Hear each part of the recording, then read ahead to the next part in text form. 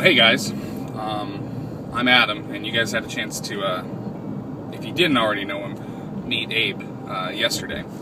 And right now it is 7 o'clock, 7:10 in the morning, and I'm on my way to work. But so when I talked with Abe about this idea of trying to document the year of faith, I just thought it was a really cool idea to really take a look at how people are living out a year of faith. And that doesn't necessarily mean that it's all like rosaries and special masses and all these kinds of things, but like it's an everyday, like having faith is an everyday thing.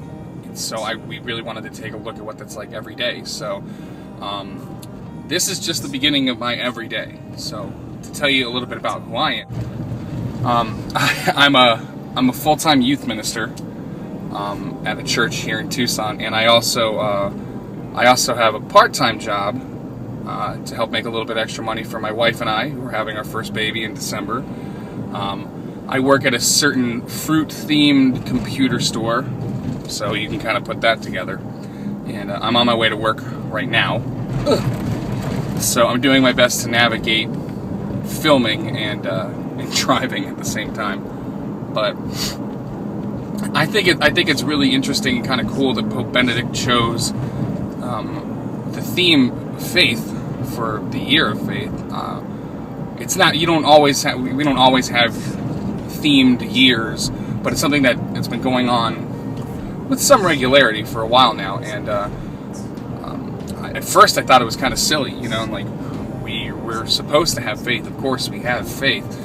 But I think it's also kind of less and less about those who get it, and more about what about those who don't, or who haven't for a while, and really trying to make our faith relatable and authentic to people.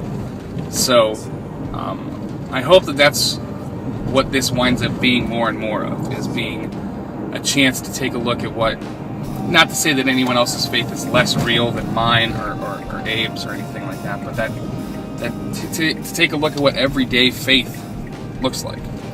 So, but on that topic,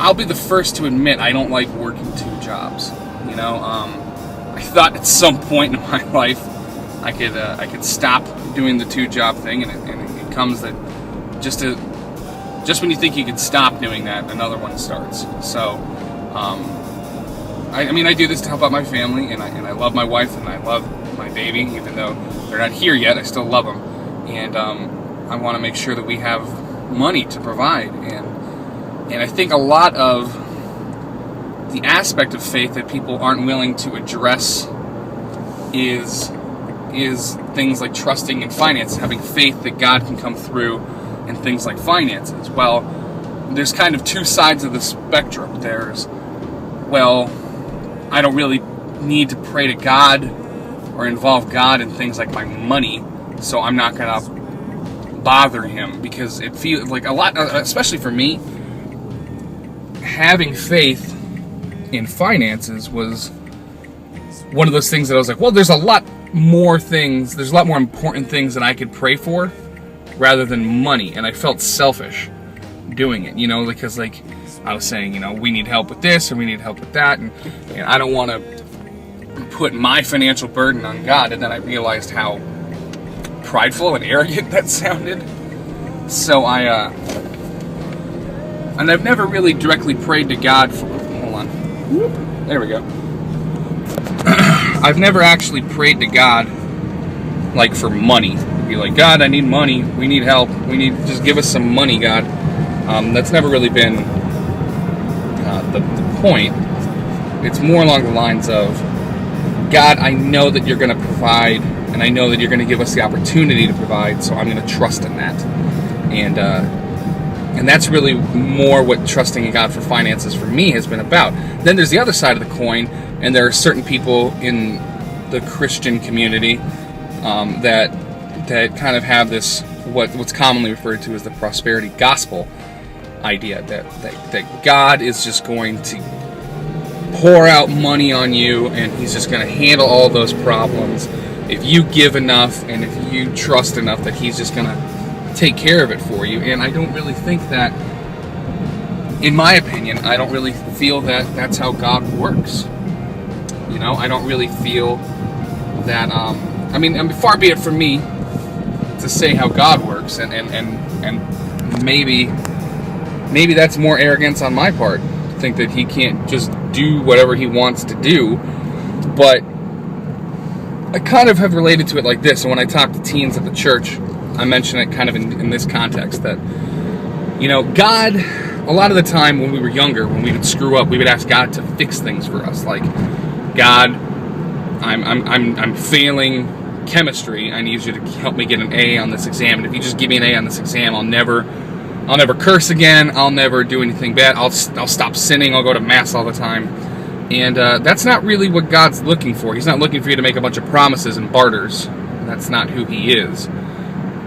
And he's never really going to do those things for us. He's not going to step down and be like, all right, here you go. Here's your A in algebra, or here's your A in chemistry, or whatever. And if he's not going to, and if that's not how it operates for that, then why would it operate that way in my finances? I kind of personally believe that he's going to give me the opportunity to improve our financial situation. And that's that he's given me this opportunity to work a second job and to make more money, and this job pays extremely well, and it gives me hours that are extremely flexible for me, and you know, it's helping my family, and it's helping us gain some financial security, and that is my expression of faith in God in my finances. And I know that that's kind of a weird way to start off a year of faith for me, but I think that that's one of those things that people constantly struggle with.